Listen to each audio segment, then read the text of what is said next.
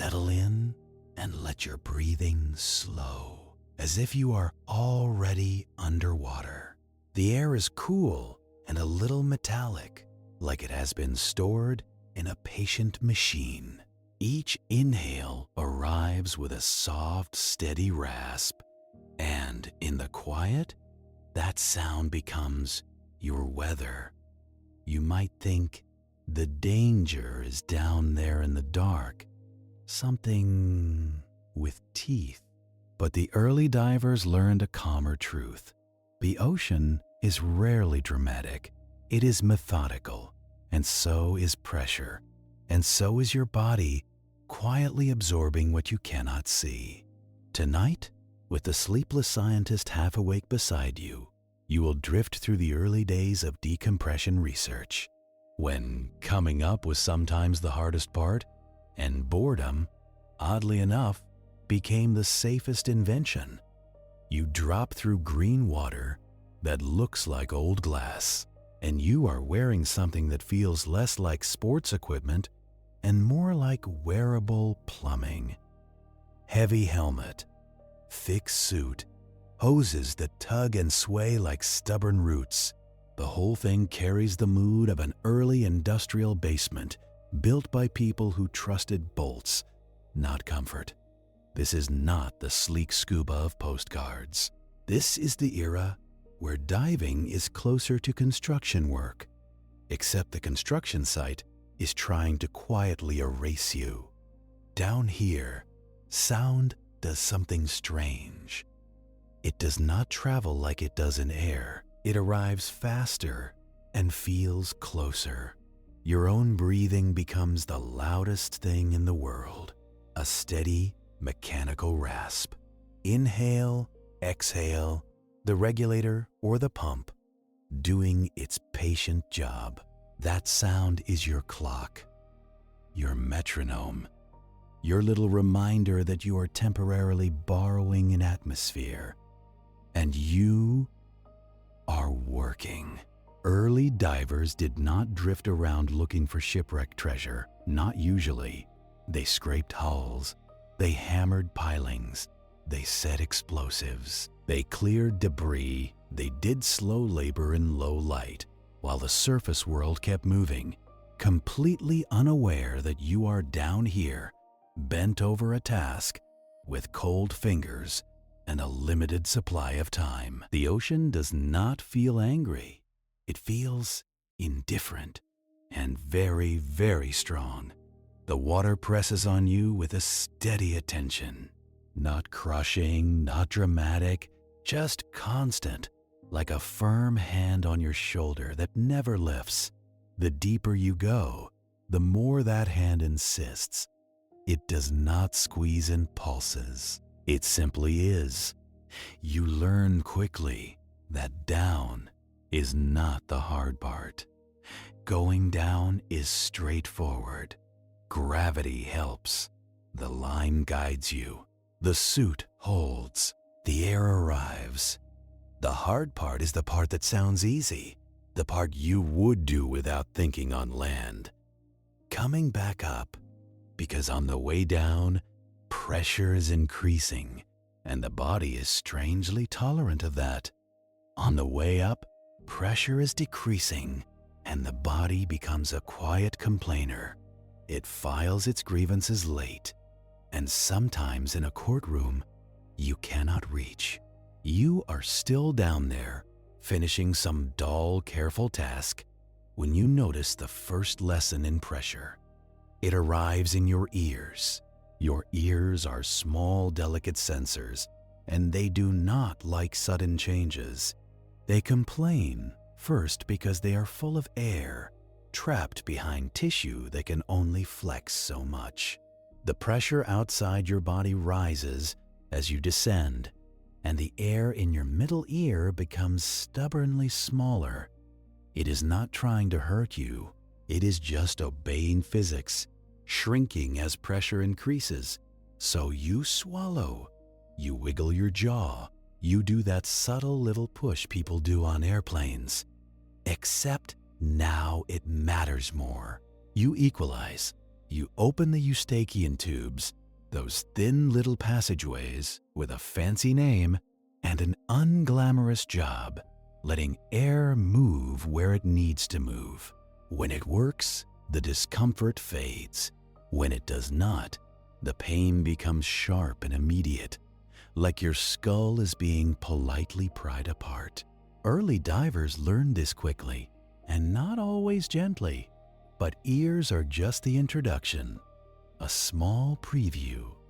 The main story is deeper, slower, and much more patient, because you are breathing compressed air, and it feels normal. That is the trick. The air tastes the same. It feels cool in the throat. It fills the lungs. Your body does what it always does. Pulls oxygen into the blood, pushes CO2 out. So your brain says, everything is fine.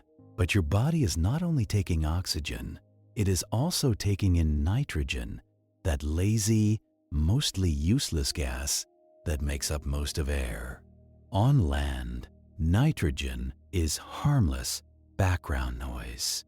Under pressure, it becomes a quiet passenger that starts unpacking its bags in your tissues. The deeper you go, the more gas is packed into each breath.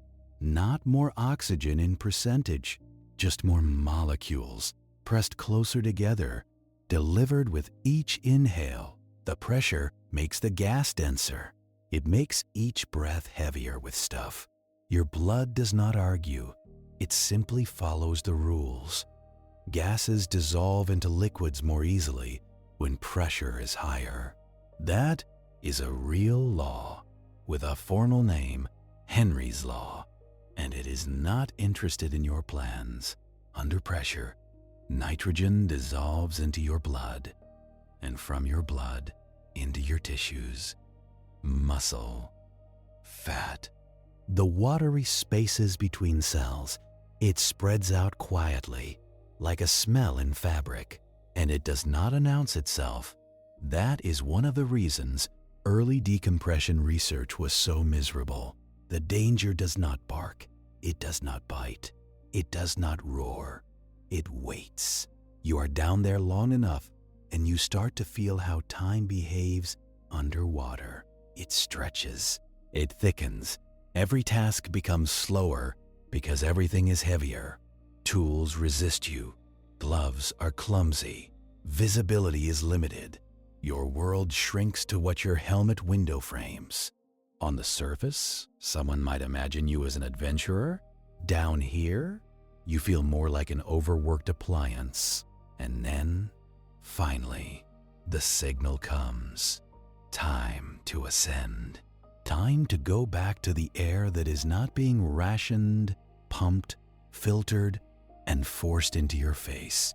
You begin to rise, and you expect relief. You expect the pressure to lighten, and the suit to feel looser, and your body to feel grateful.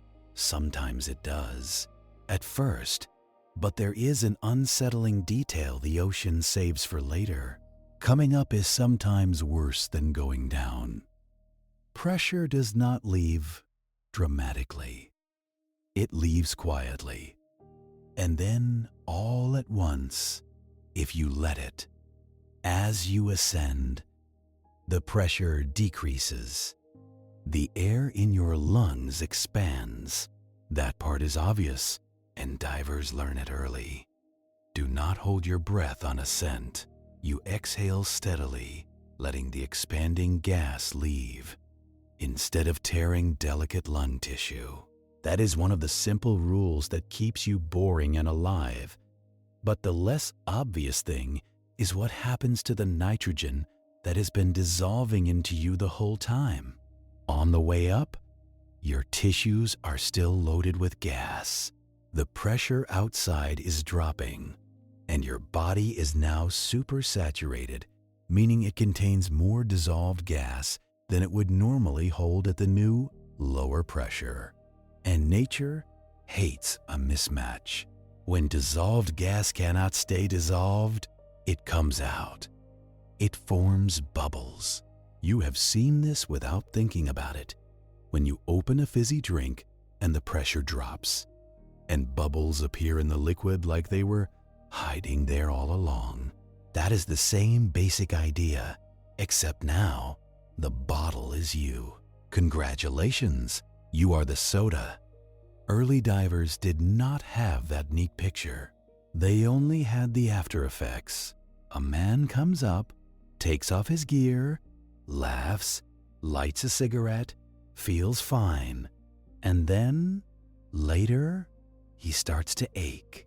At first, it might feel like fatigue, a vague heaviness in the joints, a shoulder that seems irritated for no reason, a knee that feels like it aged 10 years in an hour, the kind of discomfort you could blame on cold water, hard work, bad posture, bad luck.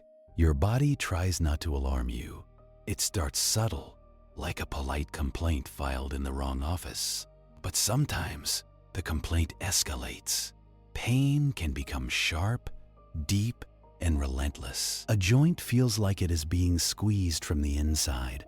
Skin can itch or feel prickly or show strange mottling, a patchy marbling that looks like a warning written in blood flow. You can feel dizzy, confused, nauseated, as if your brain is wading through fog. And in the worst cases, the bubbles interfere with nerves and blood supply in ways that are not poetic at all. Weakness, numbness, paralysis, breathing trouble, collapse. It earned a nickname that sounds almost cute. The bends, like you just need to stretch, like you folded wrong. The name came from the posture some victims took, bent over in pain. It is a gentle word for a not gentle problem, a soft label on a hard truth. In the early days, people did what humans always do when they do not understand a pattern. They blamed the person. They blamed weakness. They blamed fear. They blamed moral failure, as if bubbles care about your character. Sometimes they blamed the sea, or the weather, or a draft, or a curse, because the cause was invisible, delayed, and inconsistent. One man comes up fast and feels fine. Another follows the same routine and cannot walk the next day. That kind of randomness drives people to superstition until someone starts writing things down with enough patience to notice the shape of the problem. And long before modern scuba tourists floated over coral reefs, the worst of it showed up in places that were even less romantic: pressurized tunnels and caissons. A caisson is, in simple human terms, a big pressurized box used for construction underwater. You build bridges, foundations, and piers by sending workers into these chambers, pumping in compressed air to keep the water out. It is an engineered bubble of dryness under a river or harbor, filled with tired men breathing dense air for hours. They would work down there, sweating and coughing, chipping mud and rock, and then, when their shift ended, they would return to normal pressure. And some of them would get sick. The pattern was so common that it collected names: caisson disease, diver's palsy, compressed air illness, different labels orbiting the same thing. The body punishing rapid pressure changes. It was not elegant science at first. It was labor statistics, written in pain. Engineers noticed workers stumbling after shifts. Doctors saw joint pain, skin changes, strange neurological symptoms. Some cases were mild, some were catastrophic. And because the job was dangerous in other ways too, collapses, explosions, suffocation, drowning, it was easy to miss the quiet, delayed injuries. easy to treat them as weakness or coincidence. But patterns have a way of insisting if you keep injuring enough people in the same way. So researchers started doing what humans do when they are halfway responsible. They tried experiments. And early decompression research was not the clean, brightly lit laboratory story you get in textbooks. It was trial and error with real consequences. It was men with stopwatches and notebooks making careful guesses while the world's most expensive test subject breathed heavily in a helmet. Sometimes the test subject was an animal. Sometimes it was a volunteer. Sometimes it was a worker who did not exactly have the option to decline. The line between study and stunt could get blurry, especially when the culture prized toughness more than safety.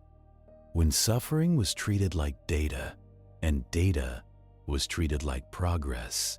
In these early experiments, people began connecting three variables that now sound obvious: pressure, time, and ascent speed. Depth matters because it changes pressure. Time matters because tissues take time to absorb gas.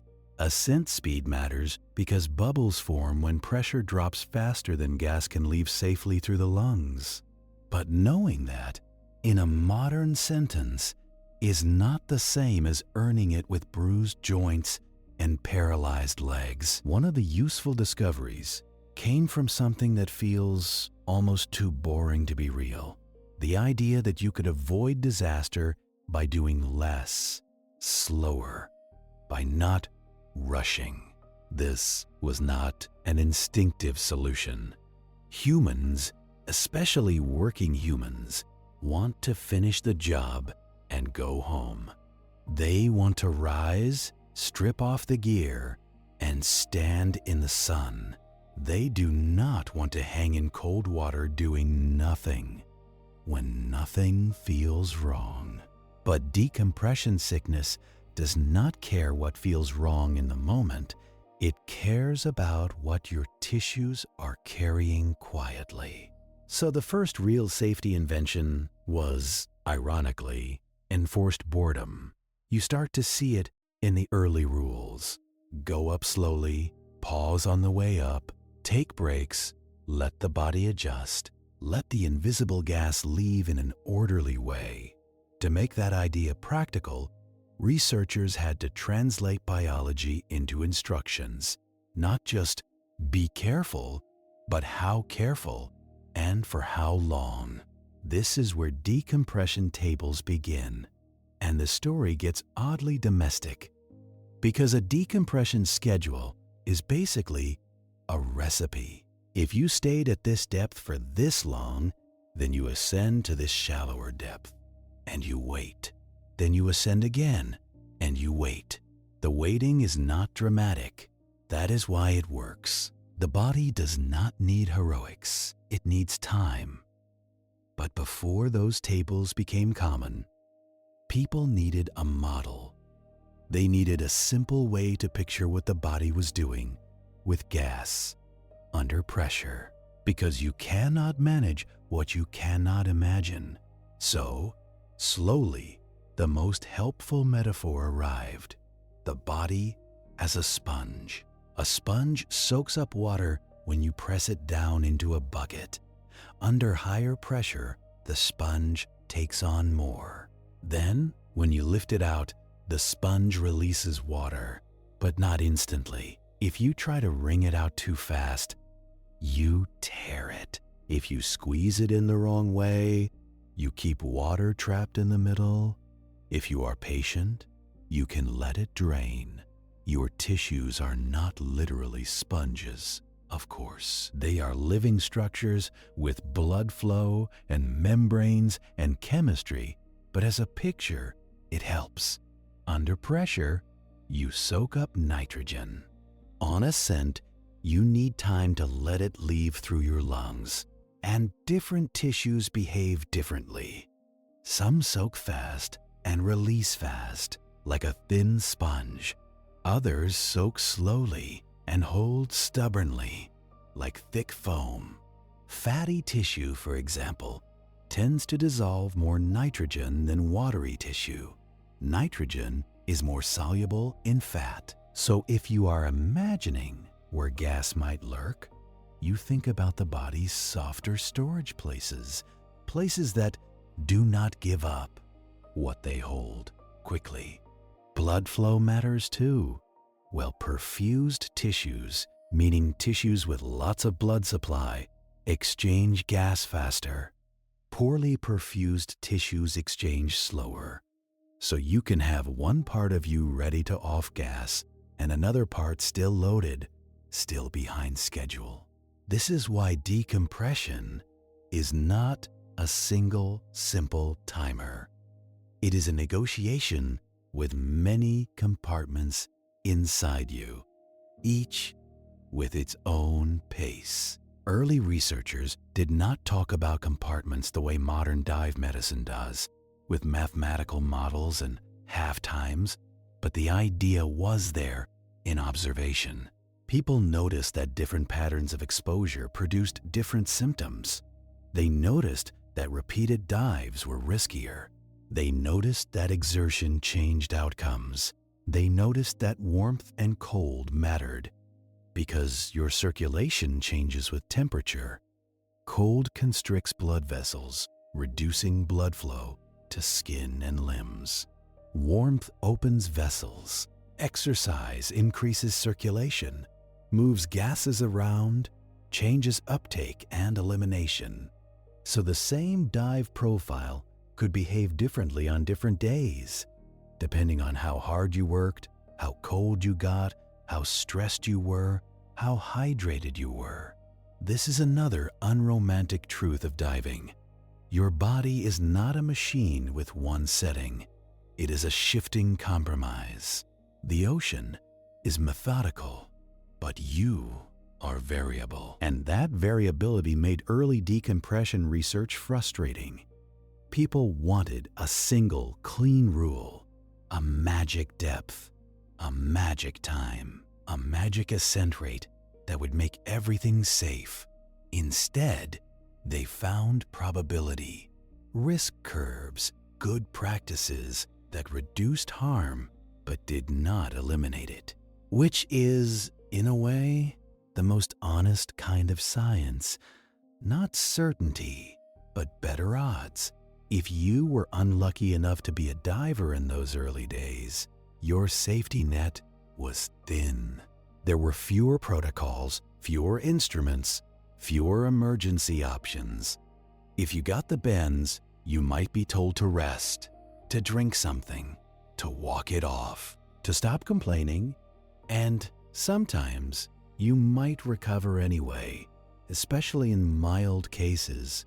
Bubbles can redissolve over time, and the body can heal. That recovery could reinforce the wrong lesson. It could make people think the danger was exaggerated or that toughness was the cure. But for severe cases, time was not a gentle healer. Severe decompression sickness can injure the spinal cord or brain. It can block blood vessels. It can cause lasting damage. So the next strange mercy humans invented was a way to undo the mistake by doing the one thing that sounds insane at first: going back under. Recompression. The idea is brutally simple. If bubbles form because pressure dropped too quickly, then raising the pressure again can shrink those bubbles. It can push gas back into solution, buying time to let it leave the body more safely.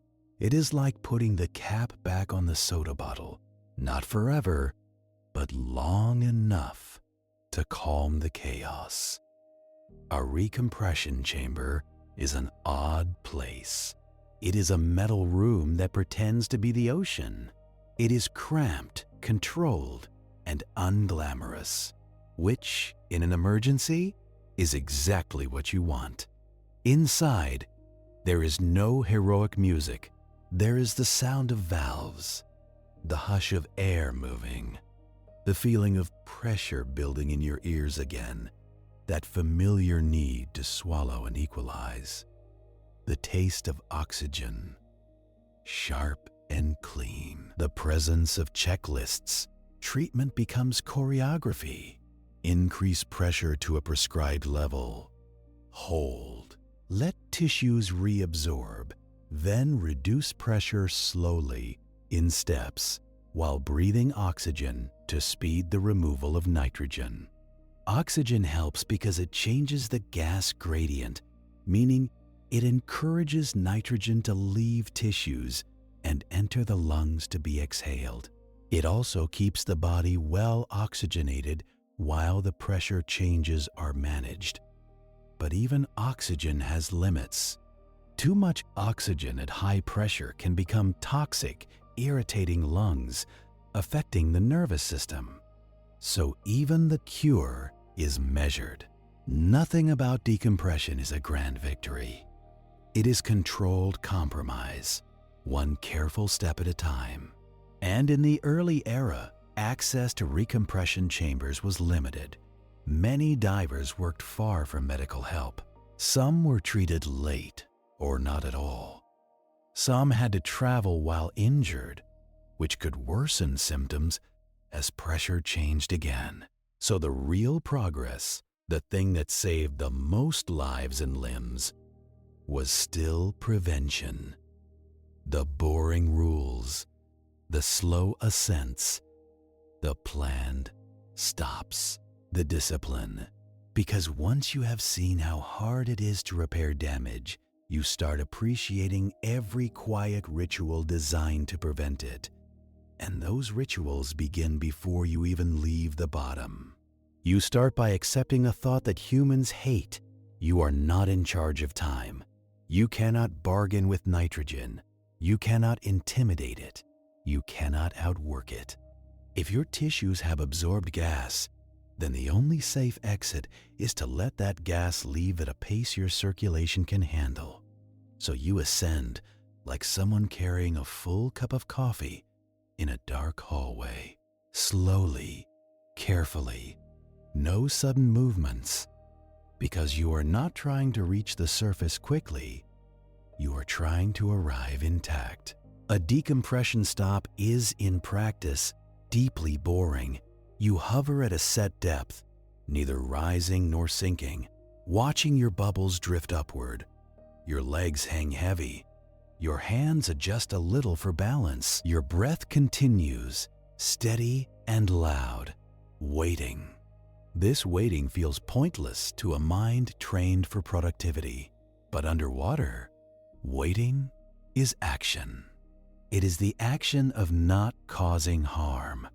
It is the difference between letting gas leave through lungs and letting it leave through joints and nerves instead. Modern divers take this for granted. They have tables, computers, warnings, beeps, algorithms that model tissue compartments and track exposure. They can glance at a screen and be told, in calm digits, how long they should stay where they are. But early divers did not have that. They had experience. They had stories. They had men who came up too fast and did not walk again. They had notes in logbooks and the slow accumulation of rules that were written in the ink of regret. And now, as you rise through the water in your heavy gear, you are living in that early transition between superstition and schedule. You pause because someone told you to, or because you learned the hard way, or because you watched a friend wince and fold, and you decided boredom was cheaper than pain. You float there, doing nothing that looks like work. The surface feels close, but also far. The light above you is brighter, but you do not chase it. You simply let your body do what it does best. When you stop interfering, equilibrate. Your blood carries dissolved nitrogen back toward the lungs. Gas moves along gradients, from higher concentration to lower. Molecules slip across membranes without drama. You exhale, and in each breath, you release a little more of what you borrowed at depth. It is slow, but it is steady. And as you continue your ascent, you start to understand the most inconvenient truth of decompression. The real hazard is impatience. Impatience to finish the job. Impatience to get warm. Impatience to talk, to eat, to stand upright in air. The ocean does not need to attack you. It only needs you to rush yourself. So the early history of decompression is in many ways the history of teaching humans to accept a slow return, to turn ascent into a ritual. Depth, time, step, wait, step, wait. A bedtime routine, but underwater and with higher stakes. And just when you start to feel that safety forming, that calm confidence that rules can protect you, you notice something else, something that early researchers wrestled with for years. Even with stops, even with caution, people could still get bent. So you hover there in the green dimness, doing everything right, and the universe still finds a way to be petty. Because decompression is not a light switch. It is not even a dimmer. It is more like an ancient building's plumbing, full of narrow pipes, weird pockets, and the occasional surprise gurgle that makes you wonder what is living in the walls. You can follow the schedule perfectly and still carry tiny bubbles you never feel. You can feel fine at the surface and then feel wrong later. You can do the same dive twice and only get punished on the second day, as if the ocean has a calendar and a sense of humor. This is the part early researchers hated most. Not the pain. Even pain is at least honest. The worst part was the inconsistency, because if the danger were reliable, you could plan. If it were dramatic, you would respect it. But decompression sickness has the manners of a quiet coworker who smiles at you for months, then deletes your entire project at 4:59 on a Friday. You learn there is more than one way to be bent. There is the obvious kind joint pain, the classic deep ache. Divers called it a shoulder hit or an elbow that feels like it has been packed with ground glass. But there is also the skin. It can itch, sometimes fiercely, like insects under the suit. A blotchy marbling can spread across the body, a livedo pattern, which is a nice Latin phrase for something that looks like your blood has started drawing maps. And then there is the frightening kind, the kind that does not announce itself with a single loud symptom, the neurological kind, the kind that makes your legs feel distant, the kind that makes your balance unreliable, the kind where your thoughts feel delayed, like they're traveling through cold syrup. Early divers did not have categories that felt reassuring. They had stories. They had a man who seemed fine, then could not stand. They had another who said his chest felt tight, like a belt being pulled inward. They had somebody who became confused and frightened, which looks a lot like bad character if you are the sort of person who has never been confused and frightened by a body malfunction. And because the body is full of different tissues with different blood flow and different ways of holding gas, the bends could look like almost anything. That variety made it harder to accept as a single phenomenon. You start to understand why people blamed weather, or nerves, or weakness. The symptoms could be subtle enough to deny and serious enough to destroy. So the researchers went looking for something more stable than stories. They went looking for a model that could be measured. And if you are living in those early days, you are not a sleek diver with a wrist computer and a digital compass. You are an awkward, breathing experiment. You are a pressurized container with opinions. Forget what you learned in school, where science is clean and inevitable. That is the fairy tale. Here is the mess. The first real obstacle is that your body does not absorb nitrogen like a single sponge. It absorbs it like a whole closet full of sponges, each one a different thickness, each one stuffed into a different corner, some wet already, some wrapped in plastic, some sitting in a place you forgot existed. Some tissues take up gas quickly because blood reaches them easily. Your brain, for example, drinks whatever the blood delivers. Your muscles, when you work, become well supplied and quick to exchange. Other tissues are slow. Tendons, cartilage, fat, places where blood flow is less direct, where gas exchange is more sluggish. Those places can become long-term storage and then long-term trouble. So even if you ascend slowly enough for your fast tissues, your slow tissues might still be behind, still loaded, still quietly supersaturated. This is why a safe ascent is not just about speed. It is about time at depth and time during ascent and time between dives. It is about how long you have been soaking and how long you have been draining. And then, as if that complexity were not enough, you add behavior. If you're cold, your body reduces blood flow to the skin and limbs. It is trying to conserve heat. That means less circulation in certain tissues, which means those tissues take up gas more slowly. Sounds good until you realize they also release it more slowly. You might come up thinking you are safe, and then warm up on the boat. Your blood vessels open, circulation increases, and now nitrogen moves out of those tissues into the bloodstream at exactly the wrong time. Congratulations, your reward for getting warm is a delayed bubble problem. If you exercise hard at depth, you increase blood flow and gas uptake. You also increase microtrauma in muscles and joints, tiny disruptions that can become sticky places for bubbles to form. A bubble does not need much of an excuse.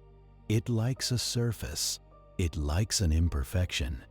It likes a place where fluid dynamics get messy. If you are dehydrated, your blood becomes thicker, your circulation changes, and bubble clearance can be less efficient. The body is a liquid system, and liquids behave differently when you treat them badly.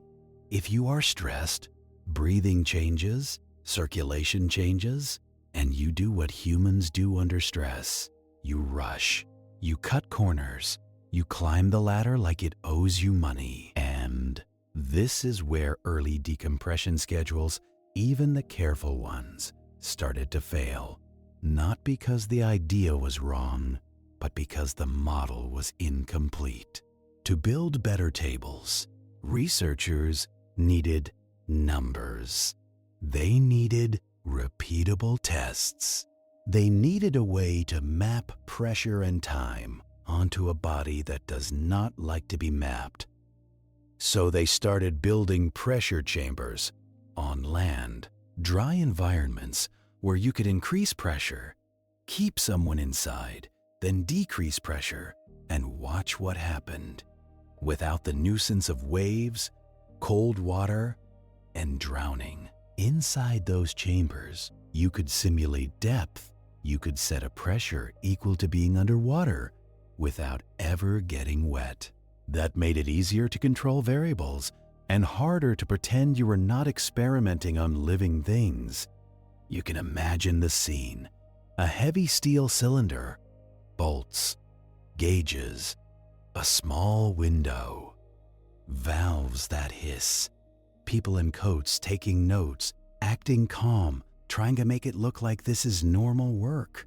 And you are inside, You sit on a bench that feels like it belongs in a submarine or a prison or both. The air changes as pressure rises. It becomes denser. It carries more sound. Your own breathing grows louder in your skull. Pressure builds in your ears, and you swallow, and you equalize. Over and over. The chamber is not cruel. It is simply thorough.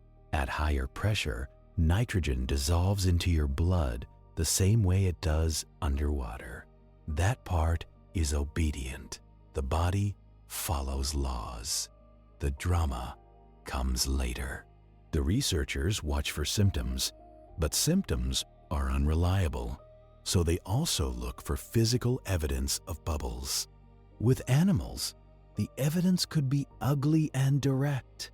In those early studies, researchers would expose animals to pressure, then decompress them, and then examine tissues. They would find gas in places it should not be. They would see the damage. It is not a bedtime story detail you want to linger on, but it matters. Science did not become gentle by accident. It became gentler because the early days were so casually brutal that even the people doing it sometimes flinched. The point was not cruelty for its own sake. The point was ignorance and urgency, and a world that kept sending workers into pressurized environments because bridges and tunnels needed to exist. People were going to get hurt either way. The experiments were an attempt to hurt fewer later. Some of the most important progress came from a man named John Scott Haldane. His name sounds like a character who owns a bookstore and judges your taste in novels. In reality, he was a physiologist with a talent for turning biological misery into math. Haldane worked in the early 1900s, and he approached decompression like a problem of compartments. Not literal compartments, you can see, but conceptual ones. He imagined the body as a set of tissue groups that absorbed and released gas at different rates. He used half times, which is a way of saying how long it takes for a tissue to move halfway toward a new equilibrium. If that sounds abstract, make it human. Imagine you move into a cold room. Your skin cools quickly. Your core cools slowly. After a short time, your skin is halfway to room temperature, but your core is still stubbornly warm. Give it longer, and your core finally starts to catch up. Gas loading behaves like that. Some tissues change fast, some change slow. Haldane used that idea to design decompression schedules that limited how much supersaturation tissues could tolerate. He proposed that tissues could handle a certain ratio of pressure change without bubbling catastrophically, as long as you did not exceed it. His work led to the first widely used decompression tables for the British Royal Navy. Not perfect tables, but better ones. Tables that turned the ocean from a supernatural threat into an engineering problem, mostly. And the way those tables were built is not glamorous. It is repetitive. It is controlled exposure, controlled ascent, and careful logging of who got sick and who did not. It is the slow replacement of myth with procedure. But even Haldane's early tables had limits. They were based on certain assumptions about tissue behavior and about what kinds of symptoms mattered. They were also based on the people being studied, often young, fit, working men who are not exactly representative of every body that might ever want to breathe underwater. And then there is the other complication, the one that makes decompression science feel less like arithmetic and more like a negotiation with a spiteful god. Microbubbles. Even when you do everything right, small bubbles can form, tiny gas nuclei that appear and disappear, sometimes cleared by the lungs, sometimes trapped long enough to cause mischief. Modern ultrasound studies can detect bubbles in the blood of divers who feel completely normal. So you can be bubbling, technically, without being sick. That makes decompression sickness less like a switch and more like a threshold, a line you do not want to cross, a point where bubble formation and bubble load overwhelm the body's ability to manage it. It is not comforting, but it is realistic. The ocean does not offer you safety. It offers you tolerances. So early divers, learning this through pain and rumor, became obsessed with the practical question: how do you come up safely every time? Not most of the time. Not when you are lucky. Every time. You want a rule you can follow while tired, while cold, while half listening to the surface crew shouting through a hose line. You want something robust, something that does not require philosophical reflection at 12 meters. And that is how decompression tables became a kind of underwater scripture. They were printed on cards, posted on walls, memorized, argued about, updated, every revision the result of more data, more incidents, more quiet injuries. You, the diver, live inside those tables. You learn to think in depth and minutes. You learn that time is not money down here. Time is blood supply and gas gradients.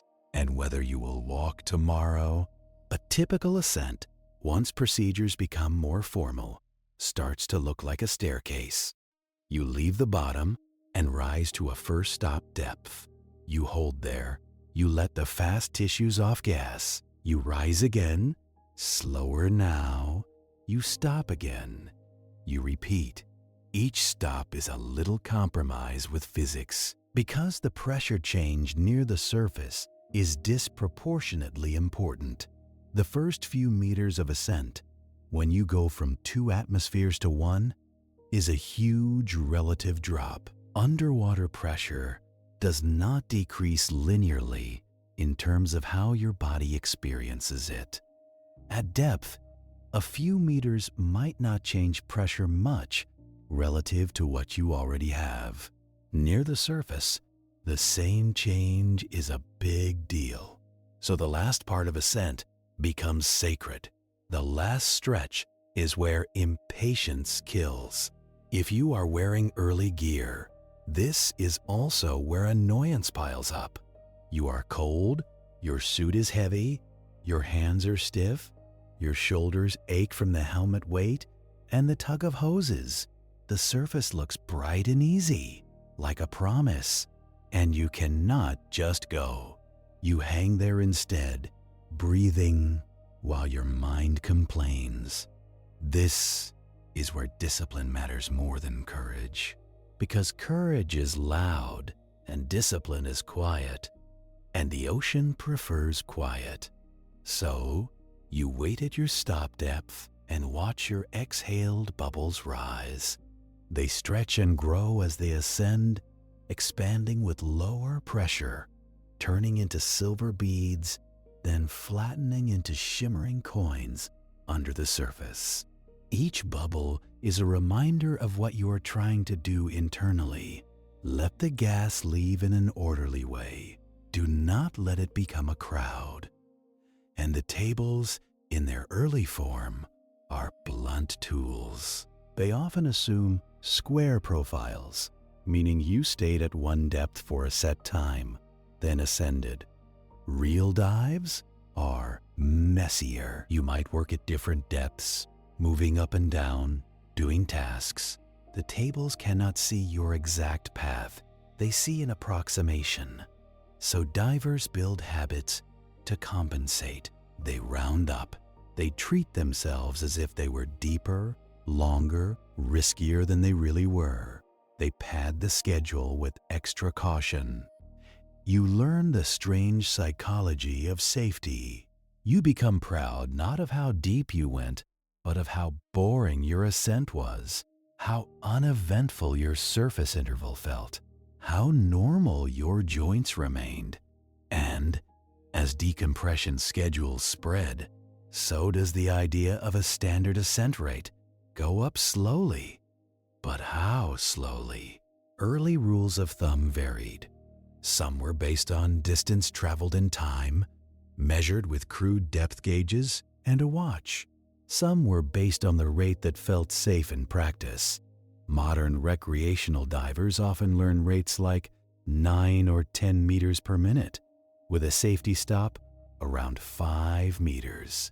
Those numbers came from generations of refinement and a lot of data. But in the early days, your rate might be guided by a line tender, a crewman hauling you up, or by your own sense of urgency, which is a terrible instrument. So, the culture of diving had to change.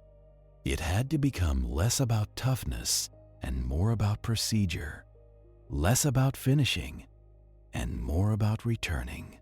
That cultural change is part of why early decompression research mattered so much. It was not only science, it was habit formation. But even with habit, mistakes happen. A diver gets snagged and has to fight free, burning time and air. A storm kicks up and the crew panics.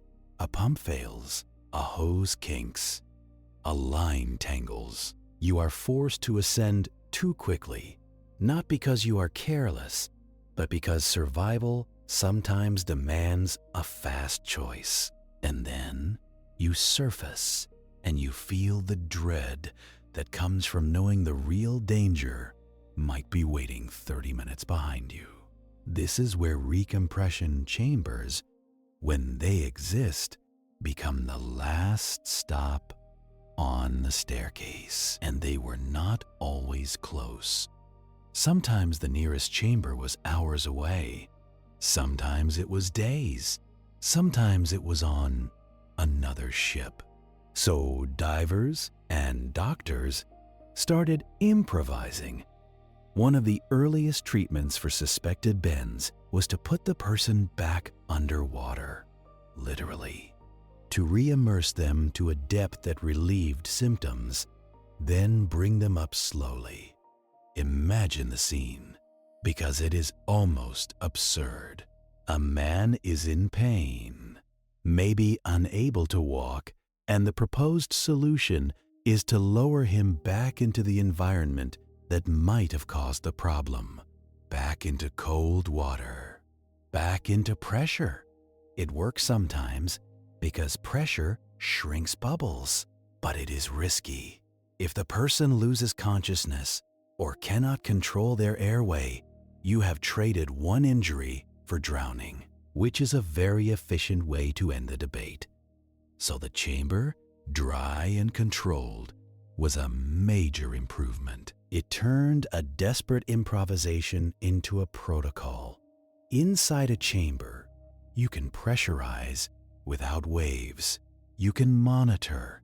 You can adjust. You can keep the person breathing oxygen without worrying about masks flooding. The pressure in a chamber feels different than underwater pressure, even though physics does not care about your feelings.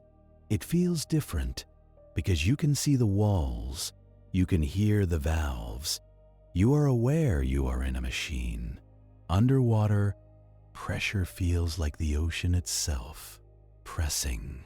In a chamber, it feels like industry pressing, like you are being gently squeezed by the same mindset that built boilers and locomotives.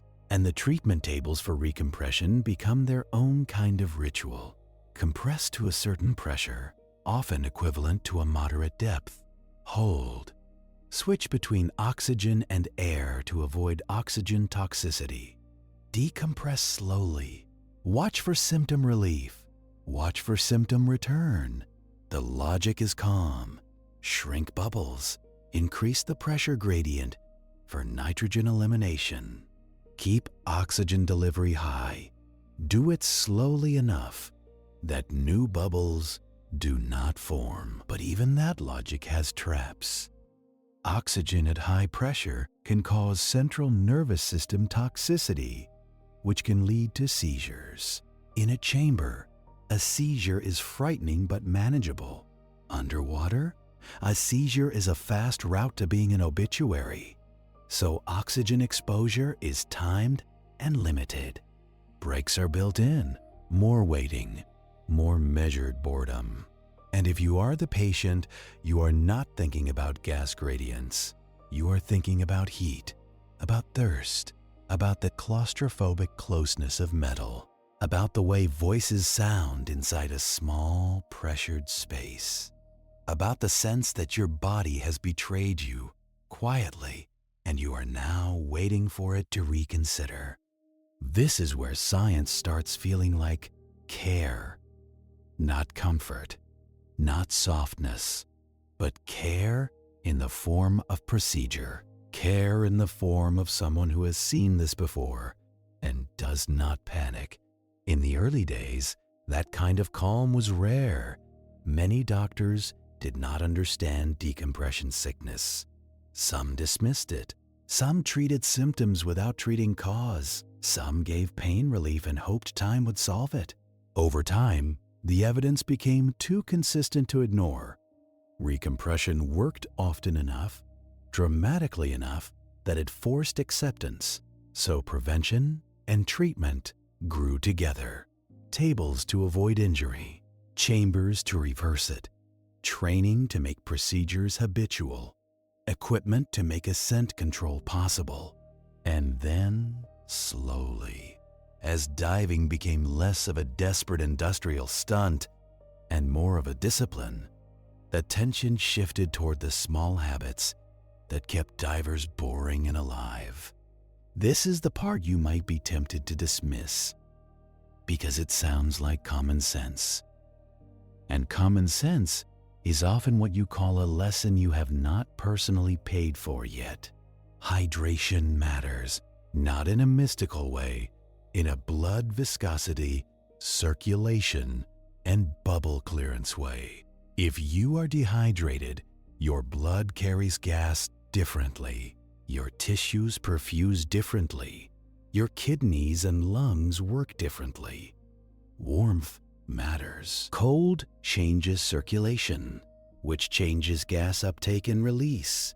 It also makes you clumsy, which makes you more likely to rush, or to breathe inefficiently, or to struggle with gear. Rest matters. Fatigue changes behavior. It also changes how your body responds to stress. A tired diver makes small mistakes, and decompression is not a system that forgives small mistakes consistently. And then there is exertion, the one divers love to underestimate. Hard work at depth increases gas uptake. Hard work on ascent can shake things up, literally. Movement and strain can encourage bubble formation and distribution. Even after a dive, heavy exertion can shift circulation and possibly worsen symptoms if you are on the edge. So the boring advice becomes, do not work hard right after surfacing. Do not sprint. Do not lift heavy things. Do not celebrate by hauling the anchor like you are proving something. Congratulations, you are not an athlete here. You are a container of dissolved gas trying to become normal again. Early divers did not always have the luxury of following that advice. Industrial diving is work. You surface, and you still have tasks. You still have to get out of gear, stow equipment, help others. But as procedures matured, people built systems to reduce those demands. They built routines that minimized chaos at the surface. They built buddy systems and checklists. The buddy system sounds sentimental, like friendship. In reality, it is redundancy. 2 sets of hands, 2 sets of eyes, and one shared pace. Because the most dangerous diver is often the one who believes they are experienced enough to improvise. Overconfidence is a classic decompression risk because overconfidence encourages rule bending. Just this once, you skip a stop. Just this once, you ascend a little fast because you are cold. Just this once, you do a second dive with a short surface interval because you feel fine. The ocean loves just this once. You can do everything right for years and still get punished on the day you decide you have earned a shortcut. And the funny thing is, these habits are not only about decompression sickness.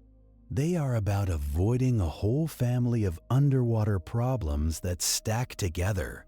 A stressed diver breathes faster, consuming air. A diver low on air rushes ascent. A rushed ascent increases decompression risk. A diver who feels odd at the surface might panic, might exert, might worsen symptoms. Everything is connected by behavior. The physics is indifferent, but your psychology is not. So divers learn to cultivate a particular kind of personality. Calm, methodical, slightly boring. The kind of person who enjoys checking a strap twice, not because they are anxious, but because they are realistic about how little control they actually have. You stop chasing records, you start chasing uneventful surfaces. And while that culture becomes normal in the diving world, the science of decompression keeps drifting outward into places you might not expect. Because pressure changes are not unique to the sea. The sky has its own version. In aviation, you do not descend into high pressure. You climb into low pressure. You remove the squeeze instead of adding it. But the body's problem is similar. If you spend time at higher pressure, then reduce pressure too quickly, dissolved gases can come out of solution. Divers start with high pressure and return to normal. Pilots start with normal and go to lower. Astronauts deal with transitions between cabin pressure and suit pressure. The same basic physiology follows you like an unpaid bill. High-altitude decompression sickness can occur in pilots who fly unpressurized aircraft or in pressurization failures. The symptoms can resemble the bends because it is the same mechanism, bubbles forming when pressure drops. It is less common in everyday commercial flight because cabins are pressurized, but not to sea level. They are often pressurized to something like being at a moderate mountain altitude. That means you are still at lower pressure than at sea level, which is why some people feel mild effects, like gas expansion in sinuses or intestines. You have felt this in your ears on a plane. The pressure change, the need to swallow. That is the same complaint, just in a less dramatic setting. But the real intersection with diving is called altitude. After diving, if you dive, load nitrogen, then fly soon after, you reduce pressure again, and you can provoke decompression sickness. This is why divers are told to wait before flying. Give the body time to off-gas before you go to an environment where the pressure is lower. It is not superstition. It is the same Henry's Law problem, carried into a different medium. And then there is space, which is just the sky's rude older sibling. In spaceflight, decompression risk appears in a different form. Astronauts live in spacecraft cabins at a certain pressure, breathing a certain mix of gases. Spacesuits often operate at lower pressure because high-pressure suits are stiff and hard to move in. Lower-pressure suits are more flexible, but they create a decompression challenge. If you go from a higher-pressure cabin to a lower-pressure suit, you risk bubble formation unless you manage the transition. So astronauts pre-breathe oxygen before a spacewalk. They breathe high oxygen, low nitrogen mixtures to wash nitrogen out of their tissues. This reduces the amount of nitrogen available to form bubbles when pressure drops. It is a decompression stop in reverse. Instead of pausing during ascent, you purge nitrogen before you step into vacuum. The fact that this is necessary is deeply irritating. If you think about it, humans build rockets, cross the edge of space, and then have to sit around breathing oxygen like they are preparing for a dentist appointment, all because dissolved gas will otherwise sabotage their heroic moment. The universe is always like this, the grand adventure ruined by a small physical constraint. And the same patterns show up in other compressed environments too. Tunnel workers, hyperbaric medicine, people treated in chambers for wound healing, or carbon monoxide poisoning. The physiology of gas and pressure follows you into any place where you change the rules around your body. Speaking of carbon monoxide, it is worth noticing how different problems overlap in pressurized work. Early caisson workers did not only suffer decompression sickness, they also dealt with heat, poor ventilation, dust, toxic gases, and oxygen issues. The environment was harsh, and symptoms could be misattributed. A worker comes out dizzy. Is it bubbles in the blood, or is it carbon dioxide buildup, or is it simple exhaustion? A worker collapses. Is it bends, or is it hypoxia, low oxygen? The same outward symptom can have different internal causes. This confusion slowed progress because medicine hates ambiguity. It prefers neat diagnosis. But the real world is a kitchen where multiple things burn at once. So decompression science matured alongside broader occupational medicine. Better ventilation, better monitoring, better training, better emergency response. And as technology improved, divers gained instruments that changed behavior. Depth gauges became more reliable. Timing became more precise. Eventually, dive computers arrived, modeling nitrogen uptake and release in real time, adjusting for multi-level profiles. Those devices are not magic.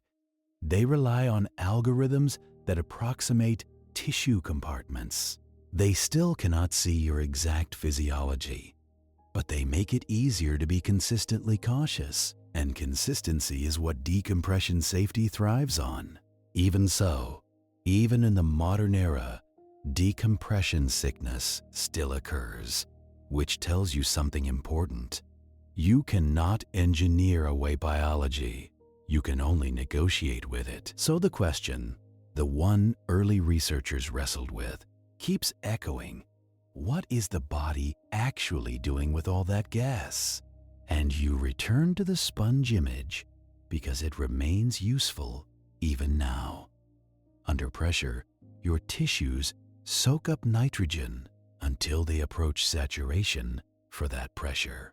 On ascent, they need to release it. The release happens via blood transport to the lungs, then exhalation. But bubble formation complicates that neat path. Bubbles can form in tissues or blood, and then the body must deal with them. Some bubbles are filtered out in the lungs, especially venous bubbles returning to the heart and then to the pulmonary circulation. The lungs are like a bubble trap, a biological filter. But not all bubbles are harmlessly trapped. If bubbles are large or numerous, they can obstruct blood flow. If they cross into arterial circulation, they can reach the brain and spinal cord. How would a bubble cross from venous to arterial blood? One route is a heart defect called a patent foramen ovale. In fetal circulation, a small opening exists between the right and left atria. It usually closes after birth. In some adults, it remains partially open. If pressure conditions are right, bubbles can pass through that opening and bypass the lung filter. Many people have this and never know.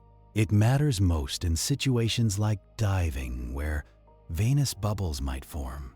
For some divers, a patent foramen ovale increases risk of certain types of decompression illness, especially neurological symptoms. That is an unsettling detail, because it means risk is not only about behavior, it is also about hidden anatomy. You can follow every rule and still have an internal shortcut you never asked for. Congratulations! Your heart came with a secret door. Early divers did not know this, of course. They only knew that some people seemed more vulnerable, and they built folk theories around it. This man is weak. That man is unlucky. This man should not dive. That man is fine. Modern medicine replaced those judgments with anatomy and probability, but the lived experience is similar. Some bodies handle pressure changes better than others. And then there is the inflammatory side of decompression sickness, which adds another layer of complexity. Bubbles are not just physical obstructions. They can irritate the lining of blood vessels, the endothelium, and trigger inflammatory responses. They can activate clotting pathways. They can cause capillary leak. So the injury is not only mechanical, it is biochemical. That is why symptoms can persist even after bubbles shrink. The body reacts to the insult. It becomes swollen and irritated in ways that take time to settle. This is also why treatment often involves oxygen and pressure, but also rest, fluids, and monitoring. You are not only shrinking bubbles, you are calming an upset biological system. So when you think of decompression, do not imagine it as a simple gas problem. Imagine it as a whole body response to gas behaving badly. And early researchers, without modern imaging and lab tests, had to infer this from observation, from patterns, from autopsies, from the way recompression helped, but not always completely. That is why the first decompression schedules were cautious and, at times, frustratingly conservative. They were designed to keep bubble formation below some tolerable threshold, because once the cascade starts, it can be hard to stop. So the culture of diving embraced something that sounds almost religious. Do not anger the bubbles, which in practical terms means ascend slowly, stop when required, stay warm, stay hydrated, avoid overexertion, and do not treat rules as suggestions. These are small habits, small rituals, the kind of behavior that seems boring until you understand what boredom is buying you. It is buying you an uneventful spinal cord. It is buying you a morning where your joints feel like your own. It is buying you a brain that does not suddenly decide to become unreliable. And because diving is often done in groups, these habits become social. Buddy checks, gear inspections, calling the dive when something feels off, agreeing on a plan and sticking to it. You learn to value the diver who says no, the diver who ends a dive early because something is not right. That person is not timid. That person is experienced enough to know that bravery is cheap and recovery is expensive. The ocean will still be there tomorrow. Your nervous system might not. But even with all of that, there is always a background hum of risk. Because diving is an unnatural act. You are breathing dense gas under pressure. in an environment your ancestors did not design you for, and the body, as adaptable as it is, has limits. One limit is nitrogen narcosis, which is not decompression sickness, but tends to show up in the same conversations because it is another nitrogen-related betrayal. At deeper depths, nitrogen under pressure has an anesthetic effect. It can impair judgment, slow reaction time, and make you feel oddly calm or euphoric. It is sometimes called the rapture of the deep, which is a poetic name for your brain chemistry being casually disrupted. The mechanism is complex, involving how gases affect neural membranes and receptor function, but you do not need the molecular story to understand the practical one. At depth, you can become stupid in a way that feels pleasant. That is dangerous, because decompression safety depends on good decisions. If you are nursed, you may forget a stop, misread a gauge, or decide that rules are optional. So even as decompression tables improved, divers had to contend with the fact that depth itself can make you less competent at managing depth. Congratulations! The deeper you go, the less qualified you become. That is why technical diving often uses gas mixtures like helium blends to reduce nitrogen narcosis and manage oxygen exposure. Helium is less narcotic. It also changes decompression dynamics because different gases dissolve and diffuse differently. But that belongs to a later chapter of diving history. Tonight, you are still in the era where compressed air is the standard, and the main fight is simply understanding how to come back up without your blood turning into a fizzy drink. So, you focus on the basics, the staircase ascent, the patience, the slow return, and you start to see decompression as a kind of respect, not respect in a spiritual sense, respect in the way you respect a heavy machine with exposed gears. You do not put your hand where it will be crushed. You do not rush the process because you are tired. You do not assume it will be fine because it was fine last time. You accept that the machine does not care about you, and your body is in some ways a machine too, a wet one, full of gases and gradients and fragile membranes. It does not care about your schedule either. It cares about physics, and physics is the coldest supervisor you will ever have. So as diving becomes safer, the job becomes less about daring and more about routine. This is the quiet transformation that made modern diving possible. Not better bravery, better boredom. And that boredom extends beyond ascent. You plan dives with surface intervals, time spent out of the water to allow off-gassing. You avoid repetitive deep exposures when possible. You track nitrogen loading across the day because your tissues do not reset instantly when you towel off. You learn to treat the body like it has a memory, because it does. The nitrogen you absorbed earlier is still leaving later. The ocean follows you onto land invisibly, in dissolved form. So divers adopt habits that feel almost like superstition, but are grounded in physiology.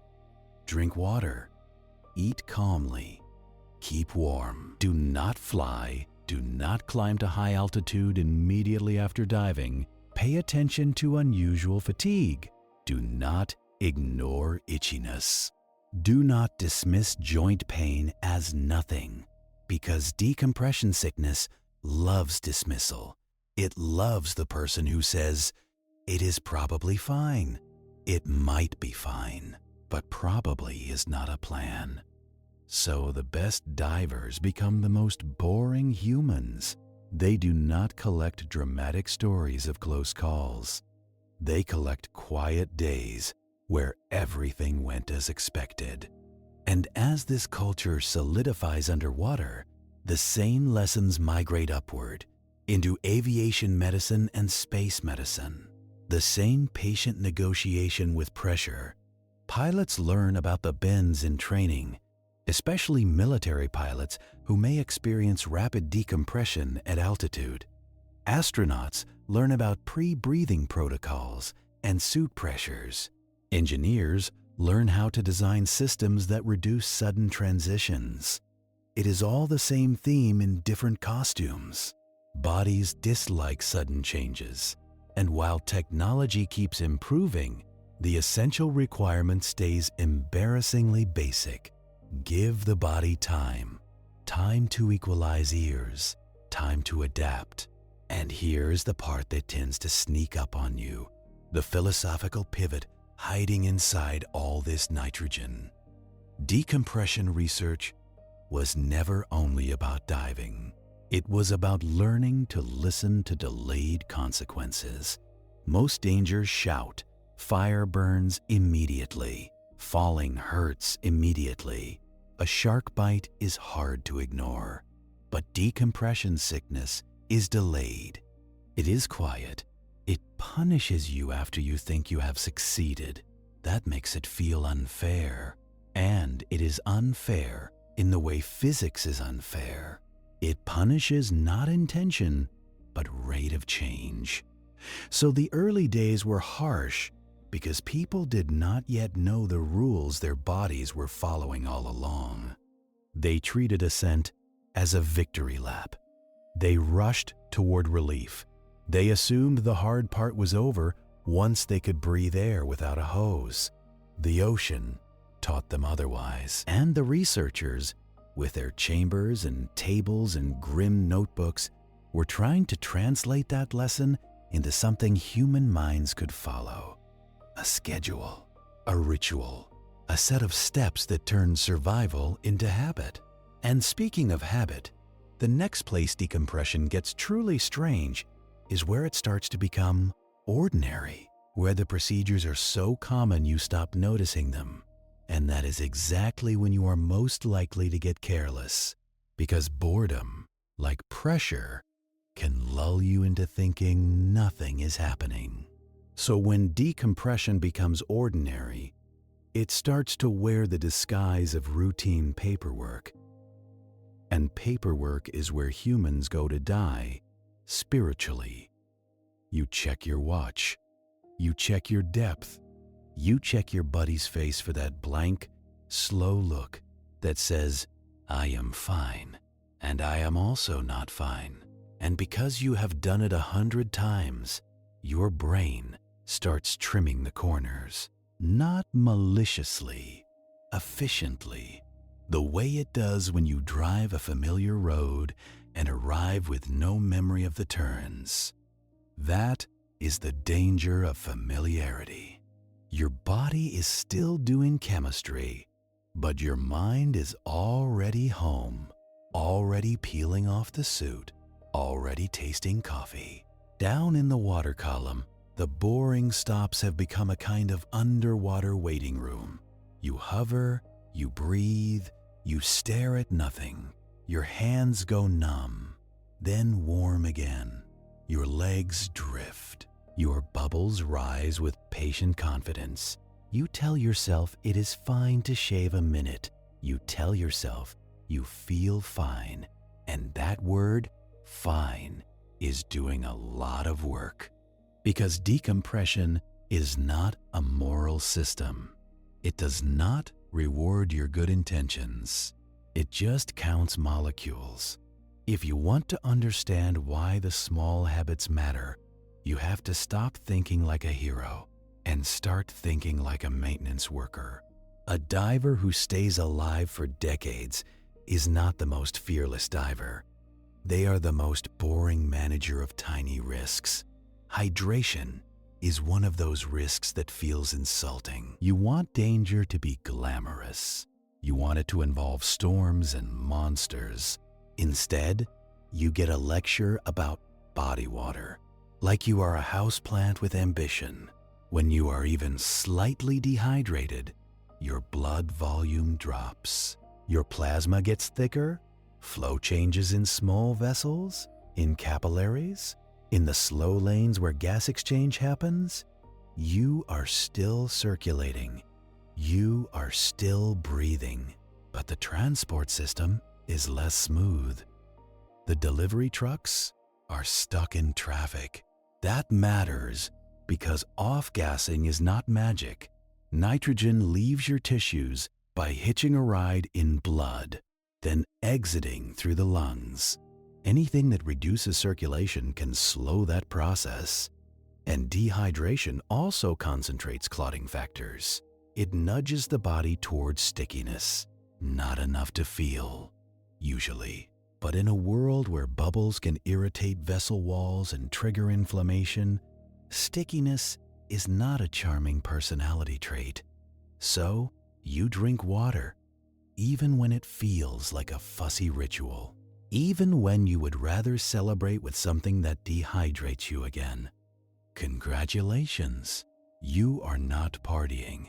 You are doing fluid management for your internal plumbing. Warmth is another insult. Cold water does not just make you uncomfortable. It changes how blood moves. When you are cold, vessels in your skin and limbs constrict. The body is trying to protect the core, protect organs, protect the brain. Your fingers get less blood. Your toes become distant suggestions.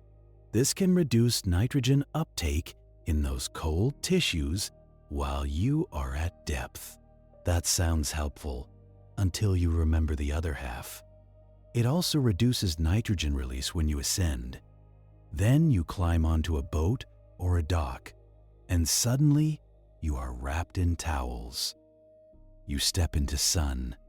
Someone hands you a warm drink. Your body relaxes, vessels open, circulation returns to the limbs. Now the nitrogen that was sitting quietly in colder tissue can begin moving again, at a time when the ambient pressure is already low. It is like opening a door in a crowded hallway. Everything starts flowing at once. So the paradox appears. Warming up after the dive can in some cases increase bubble movement. It can reveal a problem that was incubating quietly. That does not mean warmth is bad. It means transitions matter. Sudden changes matter. The body likes ramps, not cliffs, which is the whole theme of decompression, wearing different hats. Rest is the same kind of unglamorous medicine. Fatigue makes you sloppy. That is obvious. But it also changes breathing patterns. It changes stress hormones. It changes circulation. It makes you more likely to skip a snack, forget to drink, rush a stop, or ignore a symptom because you want the day to be over. And there is a special kind of tiredness after diving that is hard to describe to non-divers. It is not just physical. It is a sensory tired. You spent an hour in a helmet of sound, listening to your own breathing and the hiss of gas. You spent an hour monitoring depth, time, buoyancy, equipment, temperature, and a second human being.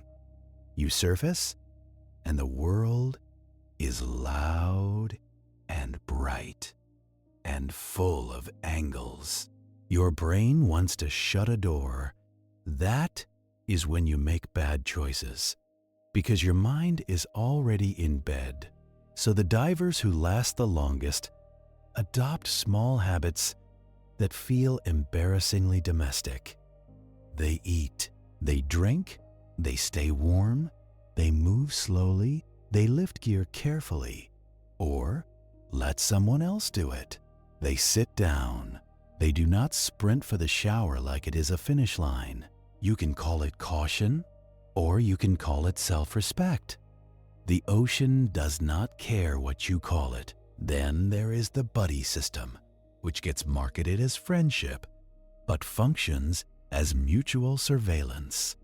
Underwater, you are both a team and a pair of redundancy devices. You check each other because human attention is fallible, and water is an excellent place for small mistakes to become permanent. You watch your buddy's ascent rate because your buddy is cold, distracted, or overconfident. Your buddy watches yours for the same reasons. And overconfidence is the sneakiest decompression hazard because it feels like competence. It whispers, "You have done this before." It whispers, "You know your body." It whispers, "Your computer is being conservative." Conservative is another word divers use, like an insult, which is remarkable considering the alternative. A diver with many logged dives can become less safe, not more, if they treat experience as permission to improvise. The ocean loves the diver who says, "I do not need to be so strict," because strictness is not virtue, it is calibration. The early days of decompression research were brutal because nobody knew where the lines were. They had to find them by crossing them. Modern divers have the privilege of inherited lines, and then they spend their lives testing whether the lines are negotiable. Sometimes they are, often they are not. The ocean does not provide feedback politely. You also learn that the goal of a dive is not to reach a depth. It is to complete a decompression obligation, whether that obligation is 0 minutes or a long staircase of stops. This is why experienced divers talk about gas planning like accountants. Because gas is not just for staying down, gas is for coming up correctly. If you are low on gas, you rush. If you rush, bubbles win. So you plan reserves. You carry redundancies. You treat your tank like a budget that must cover emergencies, not a wallet to be emptied. It is not glamorous, but it is how you avoid becoming a case report. And case reports are the hidden literature of diving. The stories that get passed around in training, in boat rides, in late nights at dive shops. Some of them are exaggerated, some of them are sanitized, but the shape is consistent. Someone felt fine, then didn't. Someone skipped a stop, then regretted it. Someone dove again too soon, then learned patience the expensive way. If you want the soft truth beneath those stories, it is this: diving is not an act. It is a chain of acts, and the chain is only as strong as your most bored moment. Now, because the universe is never content with one method of humiliation, decompression science also forces you to notice something about your own body. You are not a single object. You are a collection of tissues that do not agree on timing. This matters when you start stacking dives the way working divers and enthusiastic recreational divers do. You do one dive in the morning, you surface, you feel normal, you eat, you talk, you laugh. Then you do another dive in the afternoon. Same depth, maybe even shallower. Same procedures, same careful ascent. And somehow, the second dive feels heavier. Your joints feel older that night. You are more tired than the work should justify. Your skin itches under the shower like a faint echo. That is residual nitrogen, the ghost of the first dive still leaving, still draining. Your fast tissues cleared quickly. Your slow tissues are still holding. Your body is not reset between dives. It is mid-process. So, you start tracking something called surface interval, the time between dives. It is not just a break. It is part of decompression. You can spend an hour on land and still be carrying a measurable load of dissolved gas. The ocean is sitting in you like a secret, and the tables, those printed scriptures, reflect this. They do not just give you a schedule for one dive. They give you a way to calculate the leftover nitrogen group, a lettered category that basically says, how saturated are you right now? It is charming, in a grim way. The humans turn dissolved gas into alphabet. You finish a dive, and the table says you are in Group F, or Group K, or some other letter that feels like a school grade. You wait an hour, and you drop to Group D. You wait longer, and you finally crawl back toward A.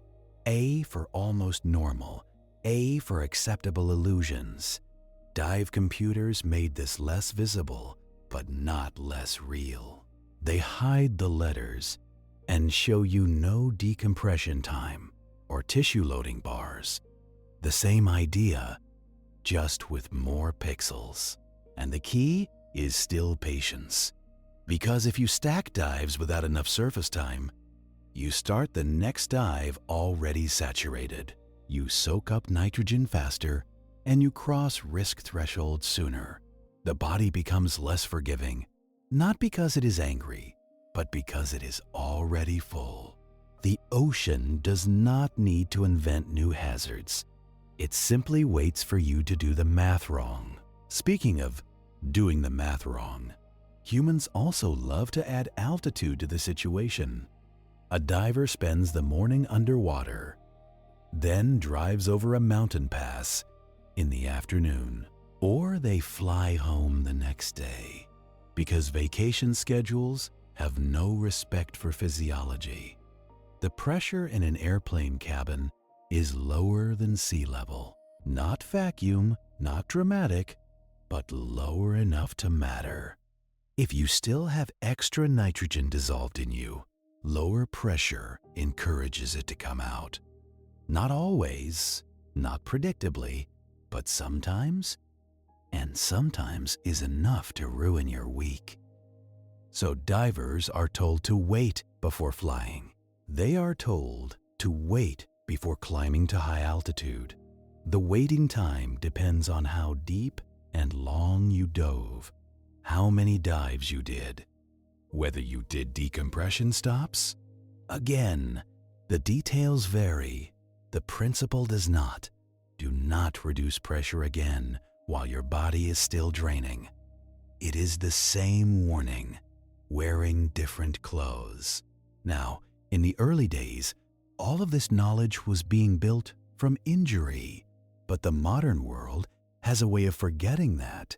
A diver today can buy a computer, follow beeps, do a safety stop, and feel like decompression is solved, like the ocean has been domesticated. So let us keep it gritty for a moment, the way the early researchers had to live it. Imagine you are a worker diver on a project that cannot stop. A bridge foundation, a salvage job, a ship repair that needs to be done before the tide turns. You are not diving for fun. You are diving because somebody needs metal moved, or bolts turned, or concrete placed. That means your schedule is not based on your comfort. It is based on labor, on weather windows, on money. You might be doing multiple dives a day, day after day. You might be breathing compressed air in thick suits, sweating in cold water because the suit is insulated, but the work is hard. You surface, you shiver, you eat quickly, you go back down.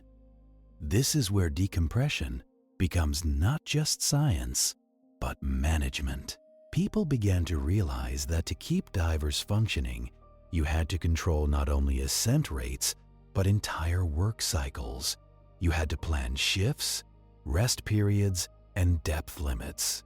This is where the term saturation diving appears later on, and it is one of those ideas that sounds counterintuitive until you stare at it long enough. If decompression sickness risk comes from absorbing gas and then releasing it, why not just stay under pressure long enough that you fully saturate and then do one long decompression at the end instead of many smaller ones? This is not for casual divers. This is industrial, later era practice, but it grows from the same logic early researchers uncovered. Once your tissues are saturated at a given pressure, staying longer does not add much more gas. It just keeps you saturated. The uptake plateaus. So for very long jobs, it can be more efficient to live under pressure, work under pressure, sleep under pressure, and then decompress once at the end of the rotation. Efficient and deeply unsettling. It means you become a creature of a pressurized habitat, a human stored in a metal capsule like expensive equipment. And it also introduces new physiological problems because living under pressure changes more than nitrogen loading. It changes breathing resistance, heat loss, and exposure to oxygen at higher partial pressures. It is a later chapter, but it shows you how far decompression science had to extend, from simple ascent rules to entire life support systems. But even before saturation diving becomes formalized, the early era already understood a key psychological fact. People hate waiting, so you have to build waiting into the job in a way that feels non-optional.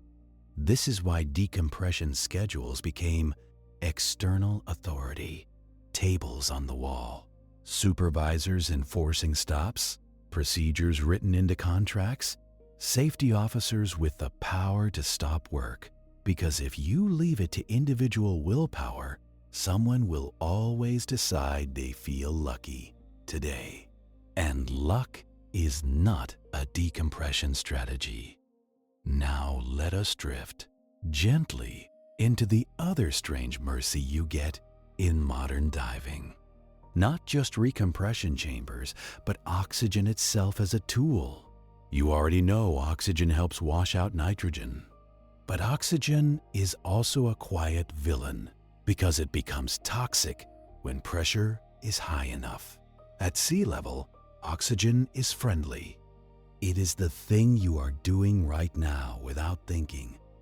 Under pressure, oxygen becomes more intense, not emotionally, chemically. The partial pressure of oxygen increases with depth, even if the percentage stays the same. The molecules are more densely packed, the lungs absorb more oxygen per breath. That sounds great. More oxygen, more life. But the body is tuned for a certain range. Too much oxygen can create reactive oxygen species, little chemical troublemakers that damage tissues. It can irritate lungs. It can affect the nervous system. In diving, we worry about two broad flavors of oxygen toxicity. One is central nervous system toxicity, which can cause seizures. This is the scary one because it can happen suddenly.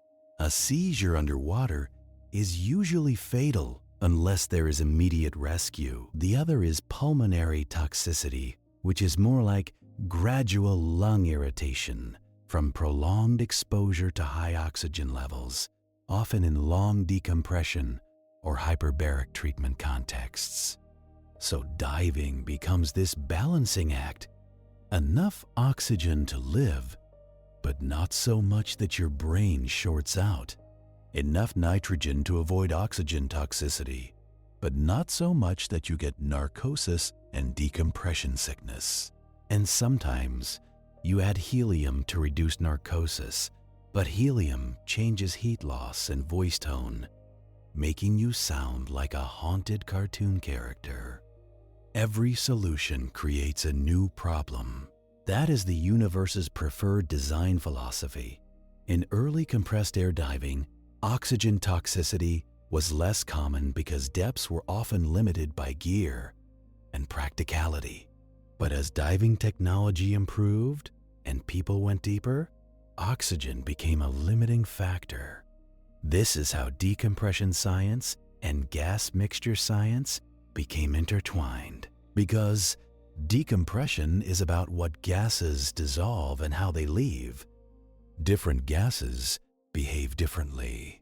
Nitrogen dissolves readily and can cause narcosis. Helium dissolves too, but is less narcotic and diffuses faster. Oxygen is necessary but toxic at high partial pressures. So technical diving becomes this careful choice of gas blends, each chosen to manage different risks at different depths. At depth, you might breathe a helium mix to stay clear-headed and keep oxygen in a safe range. On decompression, you might switch to richer oxygen mixes at shallow stops to accelerate nitrogen elimination. This is all modern sophistication built on old misery. And it still comes back to the same image. You are a sponge closet. You soak. You drain. You need time. Now let us return to the small habits again, because small habits are what keep you out of dramatic stories. One habit is slow, controlled ascents, even when your computer says you have no decompression obligation. Because even a no-stop dive still involves decompression. It just means the model thinks you can ascend continuously without mandatory stops.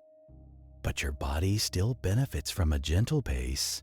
It still benefits from a pause near the surface, a safety stop, because the last pressure change is the steepest relative shift.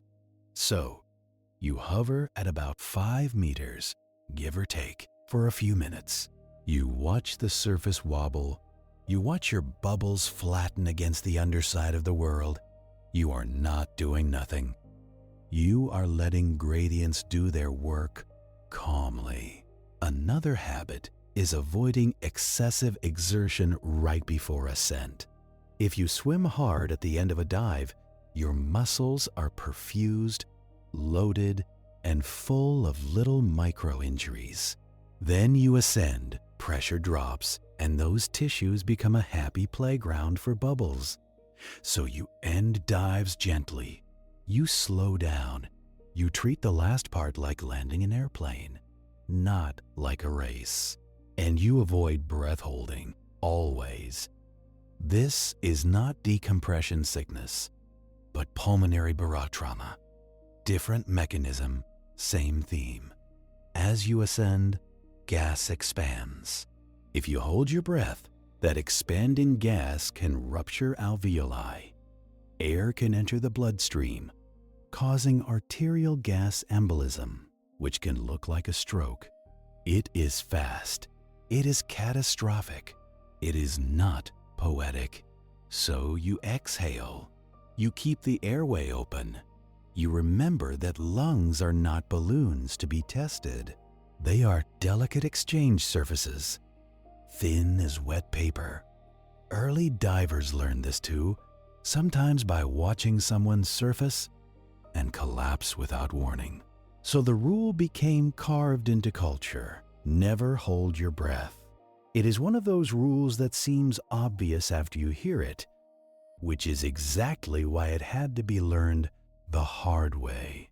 Now, there is another piece of decompression science that fits into the small habits category, and it is the one nobody likes to talk about, because it sounds like a personal attack.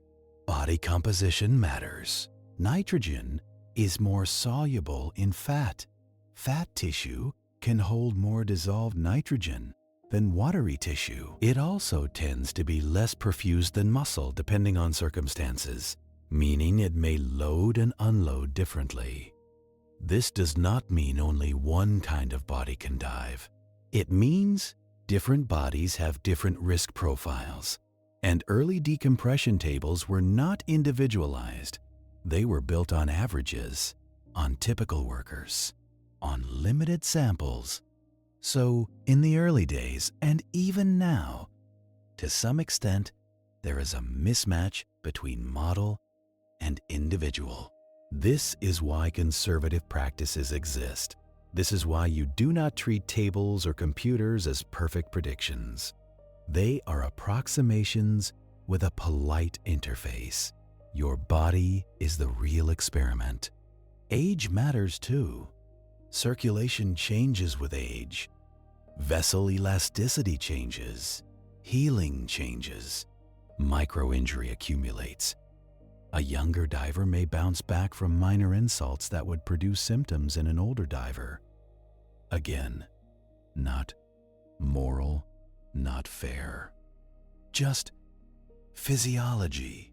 And then there are hidden anatomical features, like that little heart door, the patent foramen ovale, that can allow bubbles to bypass the lung filter.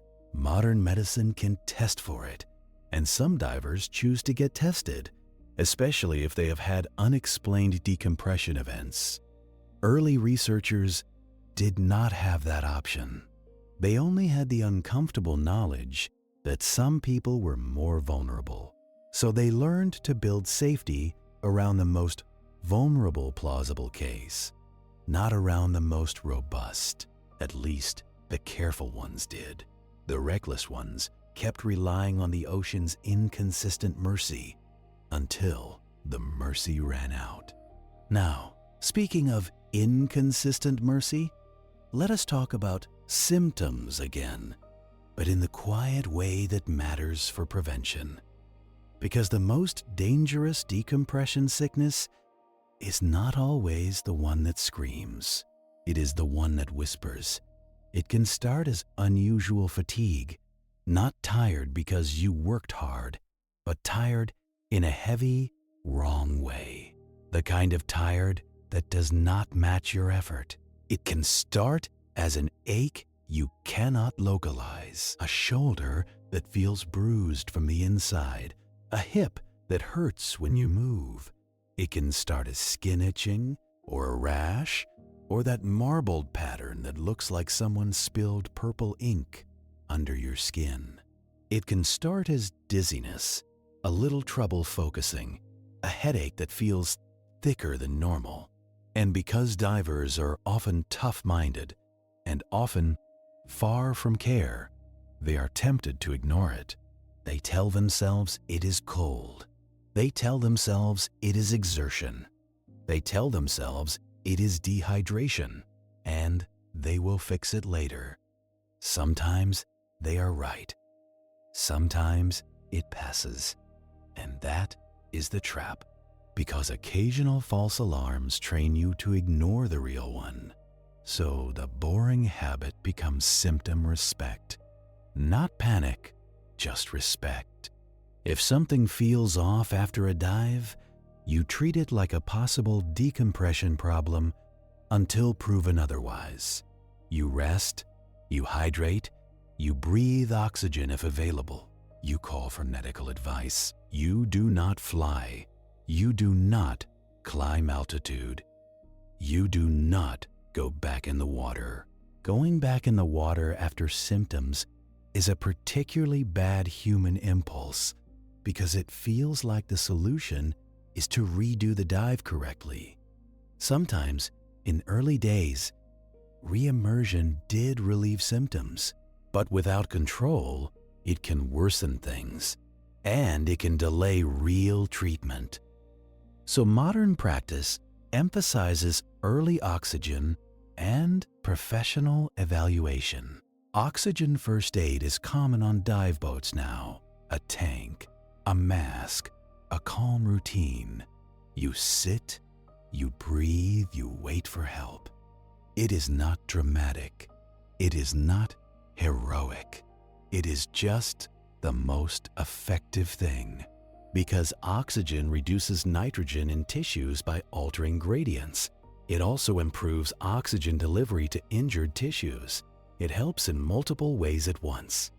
Again, the universe rewards boredom. Now let the topic drift upward, as promised, because decompression science refuses to stay in the sea. When you leave water and go to sky, the physical change is reversed. Underwater, you increase pressure by descending. In the sky, you decrease pressure by climbing. But the body's complaint is the same. Gas in your body expands when pressure drops. Dissolved gas comes out when pressure drops. And if you want to experience a mild version of this, you do not need a cockpit. You just need to be a human with intestines. At altitude, gas expands in the gut. People feel bloated. They burp. They pass gas. Aviation has a long history of pretending this is not happening. While it absolutely happens, your sinuses can feel pressure too. Dental work can even ache because trapped air pockets in teeth can expand. It is absurd the way the body carries little cavities that become weather instruments. For pilots, especially in unpressurized aircraft, the risk can become more serious. At high altitude, ambient pressure drops enough that nitrogen dissolved in tissues can form bubbles, especially if the pilot ascends quickly. This is decompression sickness without water. The bends without a dive. It can cause joint pain, skin symptoms, neurological symptoms. Just like in divers, it can also cause something called the chokes, chest discomfort, and coughing due to bubbles in pulmonary circulation. In military aviation, where aircraft can climb fast, this was a recognized hazard. Rapid decompression events, where cabin pressure is lost suddenly, can also create a sudden pressure drop. The response is oxygen and descent, and sometimes recompression, if severe. Notice how familiar the toolbox is. Oxygen, time, pressure management. Humans keep building environments that require the same biological negotiation. Then you reach the edge of space, where pressure is no longer just low. It is essentially absent. Vacuum does not suck you out dramatically like a movie. It does something quieter and worse. It removes external pressure, allowing gases and fluids to behave in ways your body is not designed to tolerate. Your saliva can boil at body temperature when pressure is low enough, not because it is hot, but because boiling is about pressure as much as temperature. Your lungs cannot extract oxygen from vacuum, obviously. Without pressure, gas exchange fails. Consciousness is lost quickly. But before you even get to that dramatic failure, decompression physics still shows up in the planning. Spacesuits operate at lower pressure than spacecraft cabins for mobility. A suit at high pressure is stiff, like trying to move while wrapped in an overinflated tire. So engineers choose lower suit pressures, then compensate with higher oxygen fraction. But lowering pressure increases decompression risk. The nitrogen dissolved in astronauts from cabin atmosphere can form bubbles when they transition to the suit. So, astronauts pre-breathe oxygen. They wash nitrogen out of tissues. They sit there breathing, waiting, doing the least cinematic part of space exploration. And if you want to feel the insult in this, imagine you are about to step out above Earth, a blue curve under black sky, and your schedule says, wait and breathe for a long time first, because your blood is basically a soda. Congratulations, your epic space moment depends on not being fizzy. There is also a concept in aerospace called decompression sickness in altitude chambers, where trainees experience lower pressures in controlled environments. They learn how hypoxia feels, how their cognition degrades. Hypoxia is low oxygen. a different problem than decompression bubbles, but the training often overlaps because pressure changes affect both. You can be hypoxic and bubbly at the same time. If you are unlucky and the aircraft is unpressurized, the body loves combined failures. Hypoxia makes you calm and stupid. Decompression sickness makes you achy and weird and sometimes paralyzed. Together, they make decision-making a joke, so aviation medicine emphasizes recognizing subtle symptoms early, because by the time you feel dramatic effects, your ability to respond may already be compromised. Again, delayed consequences. Again, quiet warnings. And this is where decompression becomes a broader lesson in human limitation. We are pressure creatures. We evolved at 1 atmosphere. We built machines to change the atmosphere, but our tissues still behave like wet bags of gas solubility. You can dress it up in technology, but the baseline remains. Change pressure slowly. Give the body time. Do not assume you are exempt. Now, since we are moving through this anthology gently, let us pivot back down to the person in the water, because that is where the grit lives. Imagine you are on a small boat, late afternoon, after a long day. The sea is not dramatic, just lumpy. The deck smells like salt, fuel, wet neoprene, and that sour hint of exhaled air trapped in gear. You did your dives. You followed your computer. You did your stops. You are trying to be boring. And yet, your shoulder aches. Not sharp, not screaming. Just a deep discomfort, like something is wedged in the joint. You rotate it. You stretch. You tell yourself it is gear weight. You were climbing ladders in heavy kit. It makes sense, but your skin also itches in a specific insistent way, under where the suit was tight. Now your brain has to do the least relaxing thing a human brain can do. It has to decide whether to escalate. In early days, people often did not. They did not have oxygen kits. They did not have easy chamber access. They had distance, cost, and social pressure. They also had pride, so they waited. Sometimes it resolved, sometimes it did not. Sometimes they learned that mild symptoms can become severe if ignored. Modern divers are taught to treat early symptoms seriously. Oxygen, rest, hydration. Contact dive medicine experts, because time matters. The sooner you treat, the better the outcome tends to be. This is not because oxygen is magical. It is because the longer bubbles persist and irritate tissues, the more inflammation and injury accumulate. It is like stepping on a foot. Step off quickly. The foot hurts but recovers. Stay there and you get damage. So divers build systems to shorten time to treatment. Chambers near dive sites, radios, training. All of this is the mature form of decompression science becoming care, not comfort, care.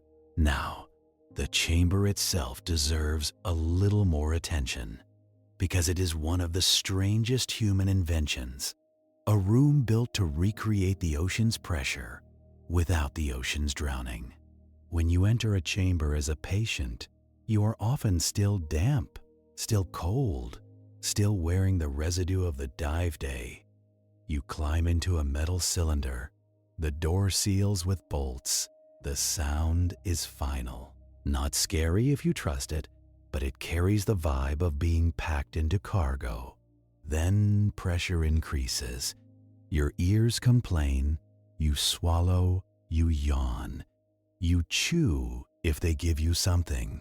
The air warms a little as it compresses, because physics adds that little bonus. You breathe oxygen through a mask, and the oxygen feels dry and sharp.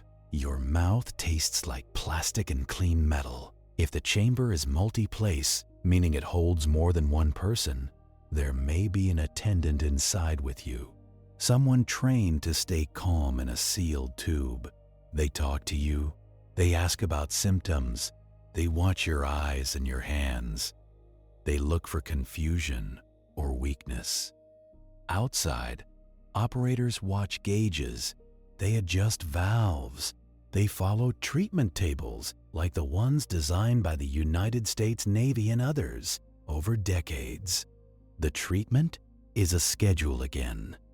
Pressure changes in steps, oxygen periods, and air breaks timed to reduce oxygen toxicity risk. It is decompression, but reversed and controlled. Recompression shrinks bubbles quickly. That often relieves pain or neurological symptoms. It can feel like a miracle, which is dangerous because miracles encourage complacency. Because the treatment is not finished when symptoms improve. You still have to decompress again, slowly, or the bubbles can return. So the chamber forces you into patience. You cannot rush the end of treatment. The door does not open because you are bored. And boredom in a chamber is intense. There is nothing to do. The walls are close, the air is dry, time becomes thick, which is why the chamber is such a perfect emblem of decompression science. The solution is forced waiting. Now, even with all these systems, decompression is still probabilistic. There is no schedule that guarantees zero risk. There is only risk management. This is why you see conservatism settings on dive computers. This is why divers add extra safety stops. This is why technical divers build in contingencies and carry extra gas. They are not trying to obey rules like religion. They are trying to stack odds. And odds are the only thing biology ever gives you. Now, let us widen the lens again, because decompression is one of those scientific stories that keeps repeating at different scales. The ocean taught the lesson first, brutally, because underwater work forced humans to confront pressure. But once the lesson existed, it traveled. It traveled into medicine as hyperbaric oxygen therapy, where controlled pressure and oxygen are used to treat certain conditions. Carbon monoxide poisoning is one. Under pressure, more oxygen dissolves directly in plasma, improving delivery. It also helps displace carbon monoxide from hemoglobin faster. Certain wound healing situations, like radiation injury or diabetic ulcers, sometimes benefit from hyperbaric oxygen because oxygen can enhance tissue repair and fight certain infections. And there is decompression sickness itself, where hyperbaric oxygen is the standard of care. So chambers exist not only near dive sites, but in hospitals. The technology that once served bridge builders and divers becomes clinical equipment used under fluorescent lights with paperwork and insurance codes. The chamber is the same metal tube. The human inside is the same wet chemistry. The only difference is the setting. Instead of salt and fuel smell, you get disinfectant. And the biology does not care. Now, since we are still in the part of the story where diving becomes safer and more ordinary, we should talk about the biggest modern change in decompression behavior: the dive computer. A computer does not measure your tissue nitrogen directly. It cannot see bubbles. It cannot sample your spinal cord. It estimates. It runs a model, often derived from Haldane-style compartment thinking, sometimes modified with modern refinements, like gradient factors or bubble models. What it does do well is track your actual depth profile moment by moment. Unlike old tables that assume you stayed at one depth, a computer can account for multi-level dives, where you spend time deeper, then shallower, then deeper again. This makes the estimated nitrogen loading more accurate than crude table approximations, but it also creates a new psychological hazard. You stop understanding what you are doing. You start obeying a device. When the computer says ascend, you ascend. When it says stop, you stop. When it beeps, you feel guilty. This is convenient, but it can erode the deeper lesson. The lesson is not obey the numbers. The lesson is your body needs time to equilibrate, and your behavior affects how smoothly that happens. A diver who understands the why is more robust than a diver who only follows beeps, because devices fail, batteries die, sensors drift, algorithms differ, and in early diving, the device was your training and judgment. So good training still emphasizes basic principles. Never hold your breath. Ascend slowly.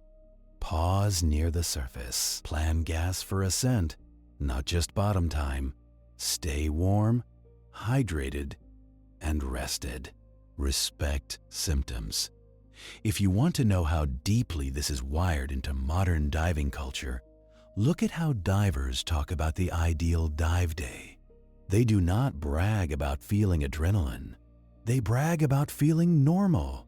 No headache, no joint pain, no weird fatigue. Normal is the trophy. And that is the quiet gift of decompression research. It taught a dangerous activity to aim for normal outcomes through deliberate boredom. Now, speaking of normal outcomes, there is a final layer that makes decompression science drift into philosophy whether you want it to or not. The universe punishes rate of change, not only in diving, everywhere. Fast changes break systems. Thermal shock cracks glass. Rapid acceleration injures brains. Quick pressure drops make gases come out of solution. Your body is a slow adapting machine. It is resilient, but it is not instantaneous. It wants gradual transitions. And modern life is built on sudden transitions, sudden deadlines, sudden stress spikes, sudden flights across time zones, sudden everything. So diving, ironically, becomes a place where you practice patience, because impatience has physical consequences you cannot ignore. Underwater, you learn that doing nothing is sometimes the most important action. You learn that feeling fine is not proof of safety. You learn that delayed consequences are still consequences. And while the ocean teaches this with pressure, the sky teaches it with thin air, and space teaches it with vacuum. The pattern is always the same. You are a creature built for one environment, improvising in others. You can do it, you can survive, but only if you respect the speed limits.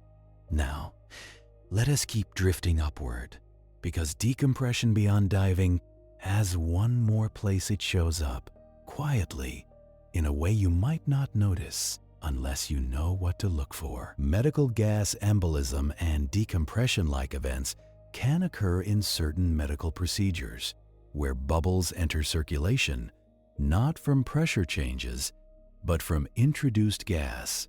It is not the same as diver decompression sickness, but it rhymes. Bubbles in blood are not welcome guests, no matter how they arrived. The body's response, again, involves oxygen, positioning, sometimes hyperbaric treatment. It is the same metal tube doing the same job, because the physics of gas and liquid does not care how you got there. This is why decompression science became a kind of cross-discipline knowledge. Engineers, physiologists, clinicians, pilots, astronauts, divers, all sharing variations of the same story. Now, if you have been listening closely, you may notice the story keeps circling back to one theme. Patience is not personality. It is survival.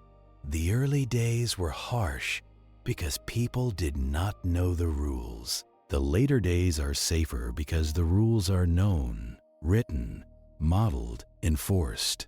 But the rules only work if you follow them when you are bored, cold, tired, and convinced you are done. That is why the habits matter more than the hero moments. And speaking of habits, there is one last small habit that is so simple, it feels like it cannot possibly matter. Breathing calmly, not as a relaxation tip, as physics. Fast, shallow breathing can reduce effective ventilation. You might be moving air but not exchanging it efficiently. Calm, steady breathing supports gas exchange. It supports nitrogen elimination on ascent and at stops. Panic breathing wastes gas and can accelerate problems. It can lead to rushing, poor buoyancy, and unsafe ascents. So divers train to control breathing, not for meditation, but for logistics. Your lungs are your exhaust port. The better the exhaust, the smoother the decompression. Again, unglamorous. Again, true. Now, as diving becomes routine and decompression becomes ordinary, the subject softens into something that looks almost gentle from a distance. A diver hovering in blue water, motionless, doing a safety stop. No drama, no struggle, just a human shape suspended, waiting. But you know what is happening in that stillness? Nitrogen leaving tissue, bubbles being avoided. A body negotiating with gradients. It is a small act of cooperation with the uncaring universe. Not submission, just cooperation.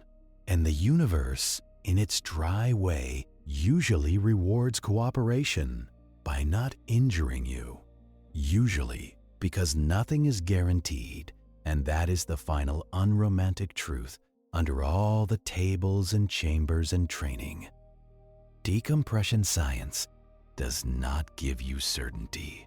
It gives you better odds, purchased with patience. And that is why the early days mattered.